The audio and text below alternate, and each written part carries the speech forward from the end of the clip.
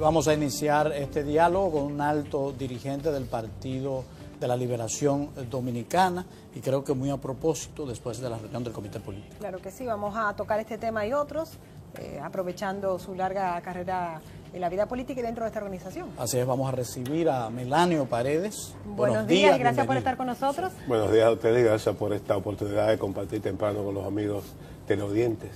Como mencionaba Homero, pues justo hubo esta reunión ayer donde la conclusión para el tema de la ley de partidos políticos y las primarias abiertas o cerradas es entonces contratar a juristas externos para saber si se viola o no la Constitución con esto. A nosotros nos sorprende porque entendemos que el grupo siempre ha tenido la capacidad, todos los integrantes de esta organización política, de poder llegar a una conclusión, porque tienen la preparación para saber cuándo se viola o no la Constitución y llegar a un consenso. Entonces nos extraña que vemos que en esta ocasión no pueden hacer eso. ¿Por qué? Mira, yo cuando supe de la decisión anoche estuve muy atento, porque he estado todos estos días opinando sobre el tema. Dije que fue sensata la decisión de no votar, no tomar una decisión por voto, porque evidentemente podía transgredir primero el estatuto del PLD. En su artículo 43 el PLD establece con claridad cómo se eligen sus candidatos a todos los niveles. Y eso es histórico, o sea, nunca hemos tenido dificultades con eso, salvo el problema del arbitraje ya en el último proceso y el hecho de que requerimos sanear el padrón de electores de nuestro partido. Pero entendía que votar una decisión por mayoría absoluta, mayoría simple en el comité político, colidía, reñía, primero con el artículo 43 de nuestros estatutos y con el artículo 273 de la Constitución, que establece claramente que los partidos se rigen por la democracia interna y la transparencia. Entonces, no puede hablarse, sustentarse, que en unas elecciones internas, en una democracia interna, participe un sector externo para decidir quiénes son sus candidatos. De manera que nos pareció sensato que no se votara. Ahora, enviarlo a una comisión de constitucionalistas me parece algo de ilusión, algo de una falta de asumir que los problemas políticos los resolvemos los políticos. Yo no soy partidario de judicializar la política como ha ocurrido y ha estado manifestándose en otros países. En el caso nuestro, si había una instancia de apelación, era el Comité Central del Partido de la Liberación Dominicana. Y si aún el Comité Central no podía decidir, está la figura del plebiscito al interior del PLD. Si es que se plantean posiciones antagónicas, como quedó evidenciado anoche, entre los dos más importantes liderazgos, y no había la posibilidad de una salida sin que esto implicara una fractura. Si hay eso, lo inteligente era exactamente, no votemos aquí, porque el comité político solo maneja la política congresional, pero este es un tema esencial. El país, es un tema de Estado, diría yo. Y tiene que ver con la naturaleza misma de los partidos. Por eso nos parece correcto que no se votara, pero incorrecto que se envíe esto a una comisión de juristas por aquello de que entre abogados te vea. Es muy difícil que tú puedas encontrar a esta altura de la situación en República Dominicana 5 especialistas absolutamente imparciales que simplemente vayan a regirse por los precedentes, la jurisprudencia o el texto constitucional. Es muy difícil que eso ocurra y yo aquí diría, como dice el dicho, el que paga la orquesta pone la música. Entonces habría que ver finalmente... ¿Quién paga esa orquesta? Así es. Bueno, está claro, el propio presidente Fernández lo dijo en un artículo, el que controla el presupuesto en este país paga todas las orquestas. Y ahí viene la segunda pregunta. ¿Quiénes van a elegir a esos abogados constitucionalistas? ¿Y existen abogados constitucionalistas independientes de una o de la otra tendencia en el Partido de la Liberación Dominicana? Los que participaron en la discusión de la Constitución, que fueron consultados, muchos de ellos contratados para asistir y asesorar al Congreso en esa materia, tienen posiciones y son conocidas. Así es. Habría que buscarlo. Posiciones jurídicas conocidas y posiciones políticas conocidas.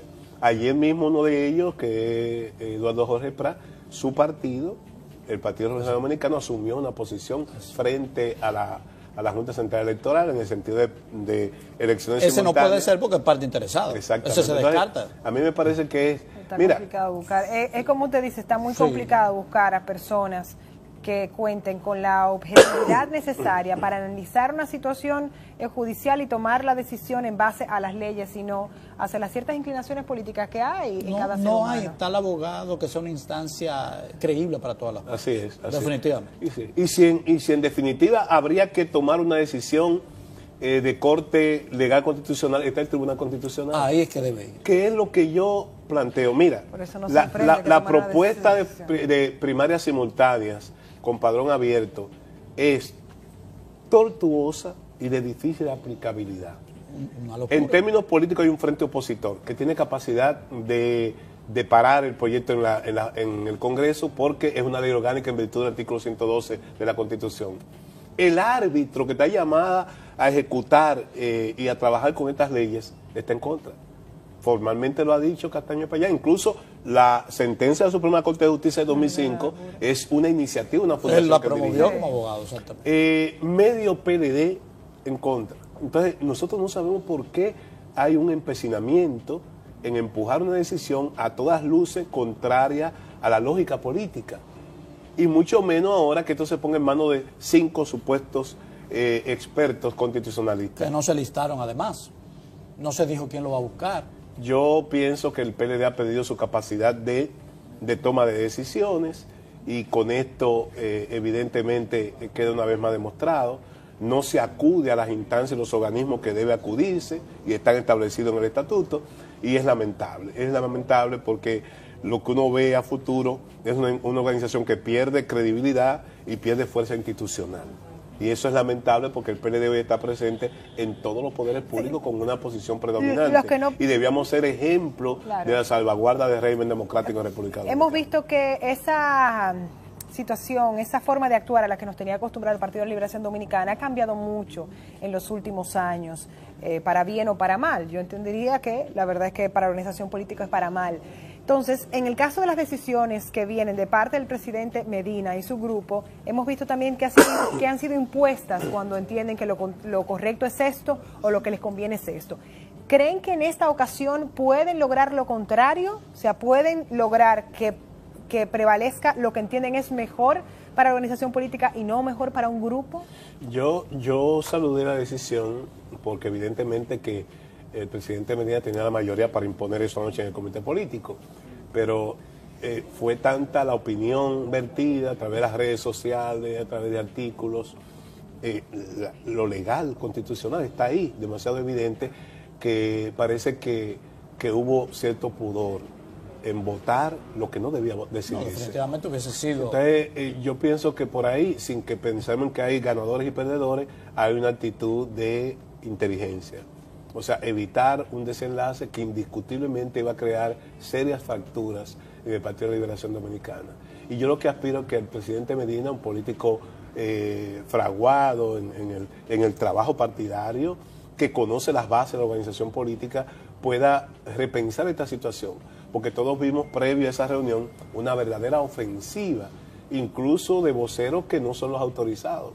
Ni tampoco son expertos en el tema. Ni son expertos en el tema. O sea, uno no le conoce, por ejemplo, al secretario administrativo de la presidencia, una militancia y un conocimiento de las tareas políticas del PLD para que esté fijando posiciones públicas de un sector tan importante como que representa Danilo Medina.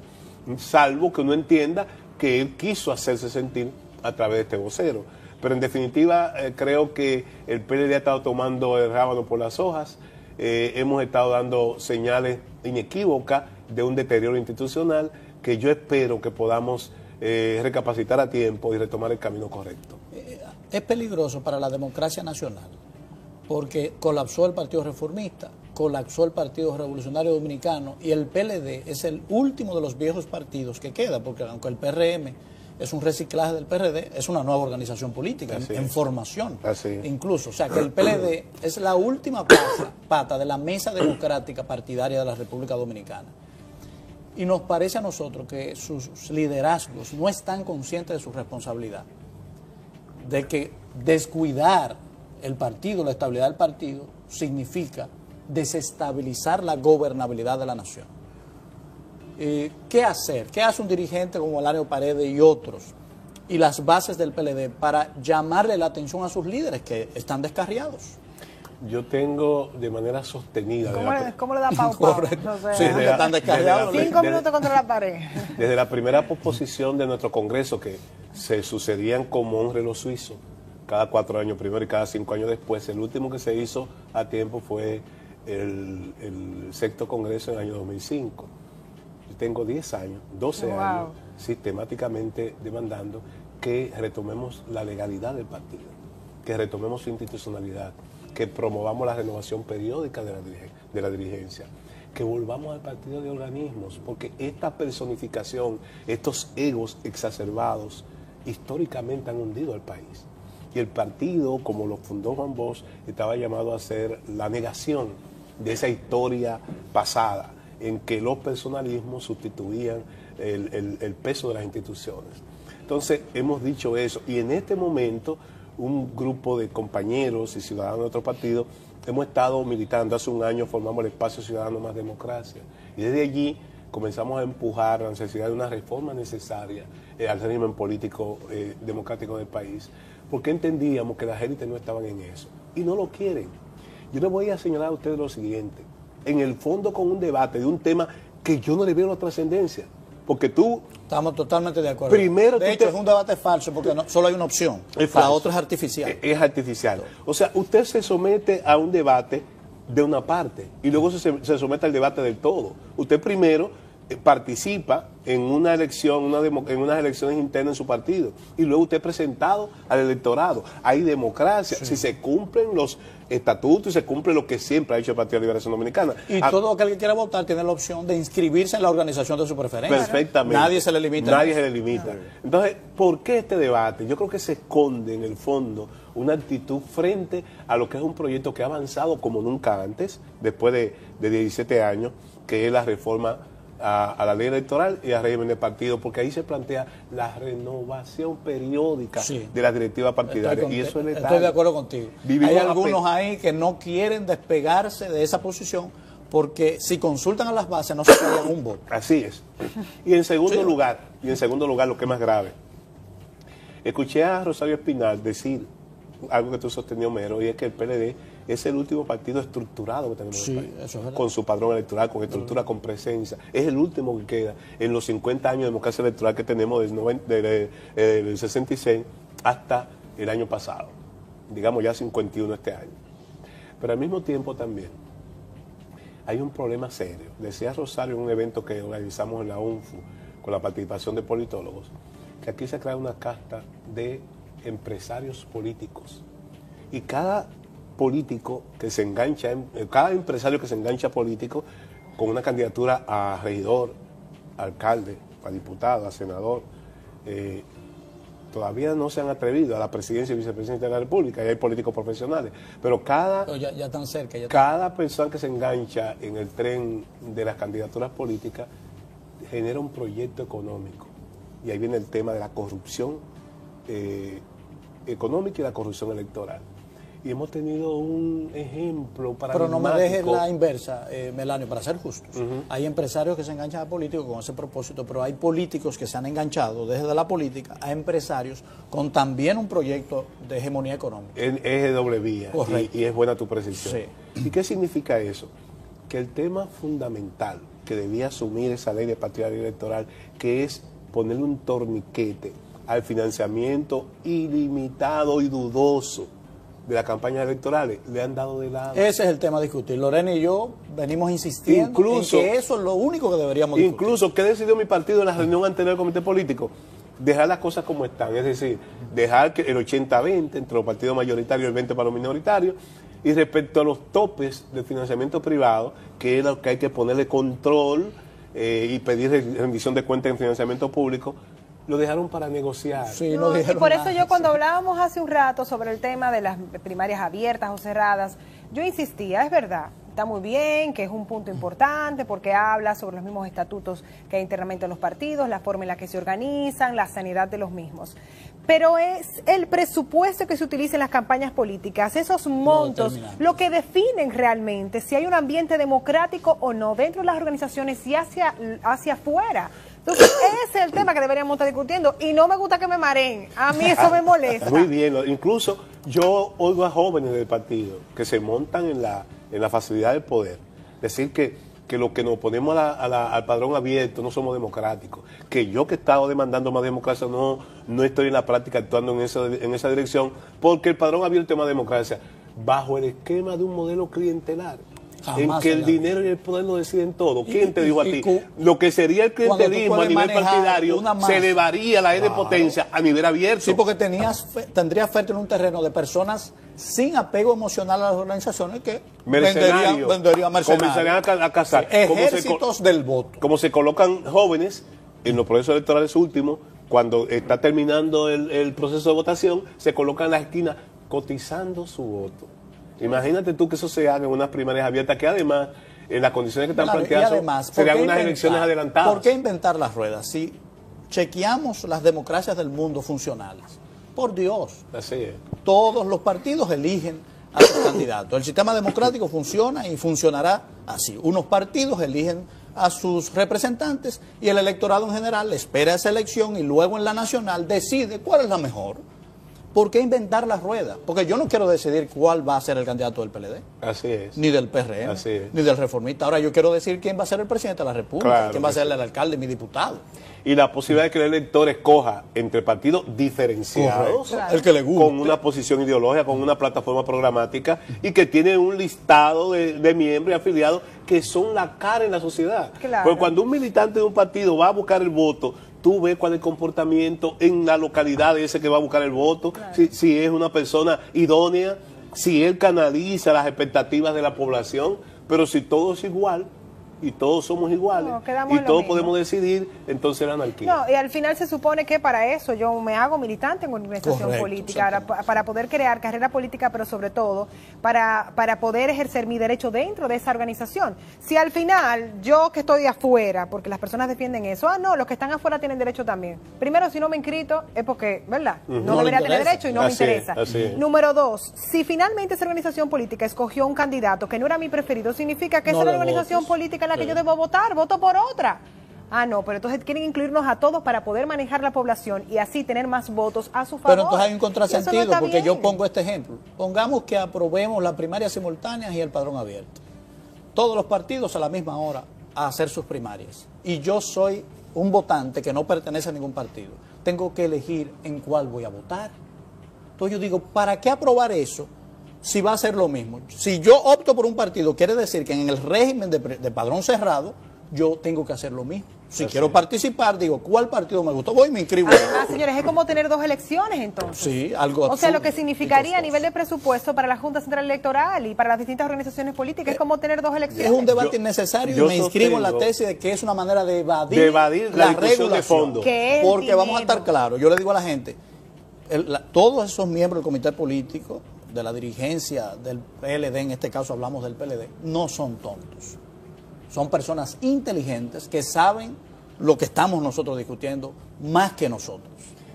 El mareo que dice hace alusión Lorena. Como dice Lorena, más claro evidentemente. El mareo. Y yo he sostenido, se está planteando que hay elecciones municipales en febrero y la Junta está dando un plazo de 6 meses. Supone que los candidatos se presentan 6 meses antes, en agosto. Si tú haces unas primarias 6 meses antes de unas elecciones, son elecciones adelantadas, con la posibilidad de que si el partido que está en el poder las gana, la oposición, que ya ve la crónica de una derrota anunciada, puede sabotear el proceso.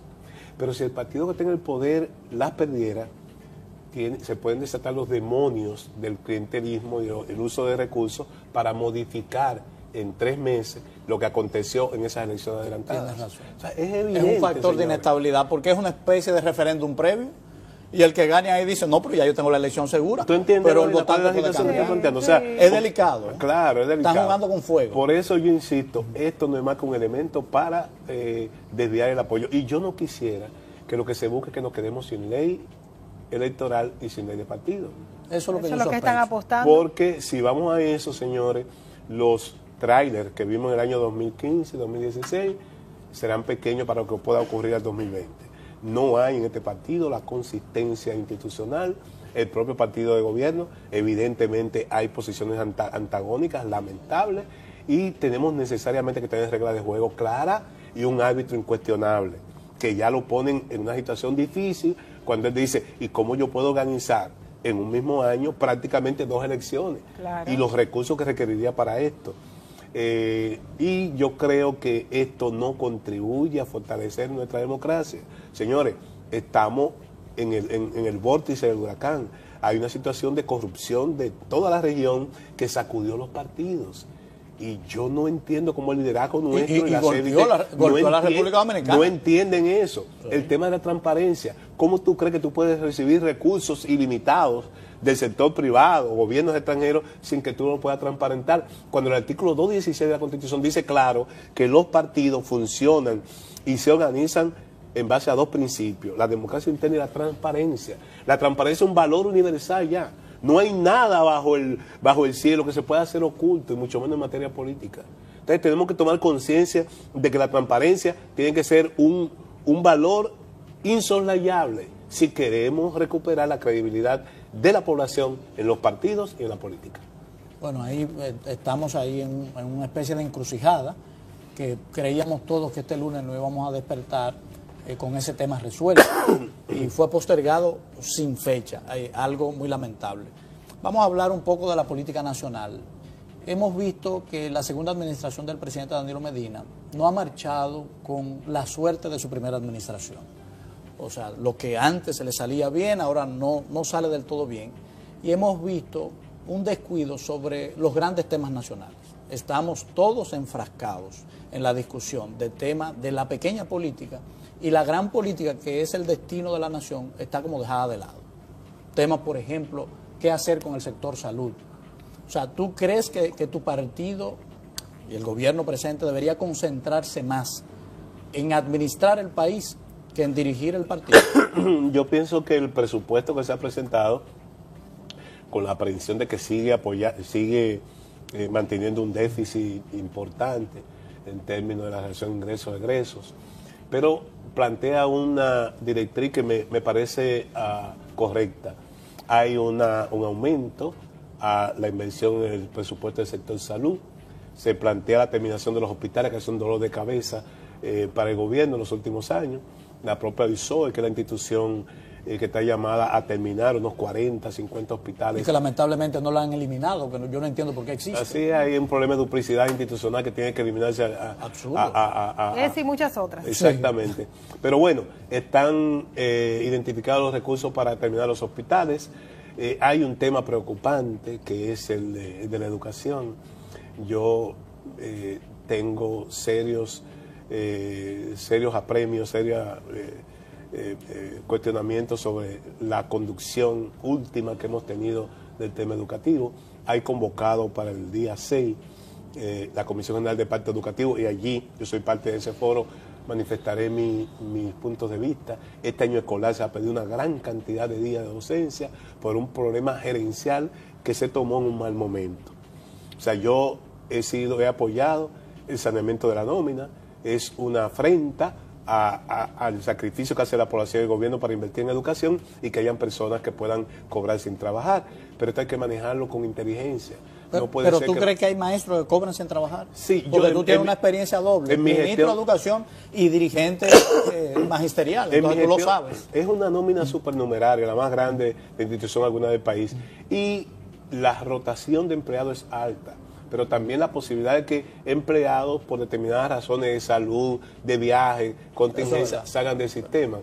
Yo comencé la auditoría y yo comencé por las regionales más distantes, Higüey, Elías Piña, porque es donde más se puede camuflar una situación de irregularidad. Pero antes que suspender, yo primero llamaba a una auditoría presencial, y cuando no se justificaba el docente que estaba cobrando, identificábamos las razones, y si no habían razones convincentes, era sacado de nómina. No excluir a un paquete masivo para pasar, porque Tampoco también riesgoso. el manejo de nómina en un ministerio es muy tortuoso. Y cuando tú sacas una gente de nómina e introducirlo de nuevo, se toma un procedimiento burocrático de meses. Hay personas de esa bloqueada que tienen 3 meses sin cobrar. Sí. Y que pueden estar trabajando. No, y hay Exactamente. niños que han perdido docencia por falta Entonces, de maestros. yo pienso que tenemos que comenzar a mostrar que ese sacrificio del 4% da resultados. Se ha hablado de la formación por competencia, convertir los liceos públicos en politécnicos, y eso me parece que es una arista del problema, no es el problema fundamental.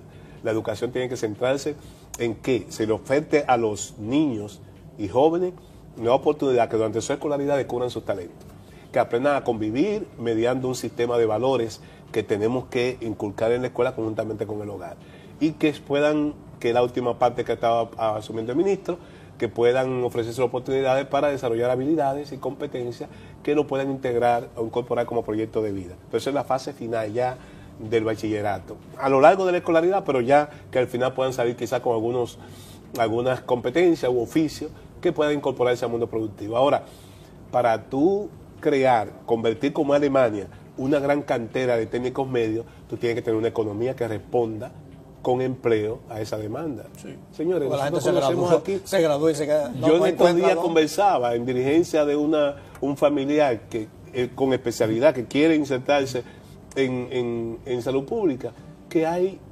200 médicos buscando una plaza. Eso es una barbaridad. Eso es una barbaridad. Y aquí hay cantidad de jóvenes que son los llamados ninis, que ni estudian ni trabajan. Y si se graduaron fuera, no han conseguido la oportunidad. Entonces, ¿de qué formación de técnicos medios tú me hablas si no hay una economía que responda al mismo tiempo a la demanda de una mano de obra calificada? Entonces, por eso aquí hay que pensar en integralidad. Y como tú dices, el gobierno del presidente Medina tiene que enfocarse ahora a resolver el problema eléctrico, sea con la terminación de Planta Catalina, resolver el problema del déficit, de que la energía le llegue a la población a precios asequibles. Sí. La verdad es que hay muchos temas y nosotros lo que nos preocupa es que el manejo que ha tenido el gobierno en el tema del presupuesto general, cuando se habla de que cada año se hace ese aumento solamente del 10%, sin examinar las partidas en profundidad para ver cuáles son las necesidades que hay, cuáles son los objetivos y entonces las estrategias tratadas y los resultados y medir eso. ¿Cómo lo haría cualquier indicadores empresa? En cualquier empresa hay indicadores. Usted no es verdad que usted hace un presupuesto en su empresa cuando es con su dinero, que usted no examina hasta el último chelito, porque usted lo va a invertir y qué me va a dar en retorno. Seguimos distribuyendo por partida. Entonces, como algo automático. Al ojo por ciento. Esta es una sociedad de invaluables. Aquí la gente no evalúa. No o sea, usted invierte, usted tiene que evaluar por etapas y viendo si está siendo productivo, efectivo, o si tiene que reorientar la inversión en las áreas que le está haciendo. Lamentablemente son de las falencias de nuestro sistema que impacta al... Por ejemplo, lo que hablábamos de hoy, Zoe, un país con gerencia moderna diría: si yo elimino ISOE y entrego la responsabilidad de construir las escuelas al Ministerio de Obras Públicas, que está en capacidad perfectamente de hacerlo, los hospitales, ¿cuánto me ahorro? Miles de millones de pesos. El costo de oportunidad y la relación costo-beneficio que tiene toda acción, toda actividad humana. O sea, usted tiene que medir cómo las cosas le pueden salir. Mejor, más económicas, más eficientes, más efectivas. Y eso no lo estamos definitivamente es un problema. O sea, por eso vemos que hay muchos aspectos que no se han podido solucionar y es porque no lo estamos haciendo como estrategas, o sea, no estamos aplicando un plan con todo lo de la ley para poder hacer que las áreas que no funcionan pues realmente se reactiven. Hay algo que a mí me preocupa, que esta experiencia del conflicto entre el Ministerio de Educación y la ADP ha sacado a flote. ¿Y el de la salud no te preocupa? Sí, no, eso es obvio, pero aprovechando la experiencia del año en el sector de educación, y es el gran poder acumulado por el sindicato de maestros.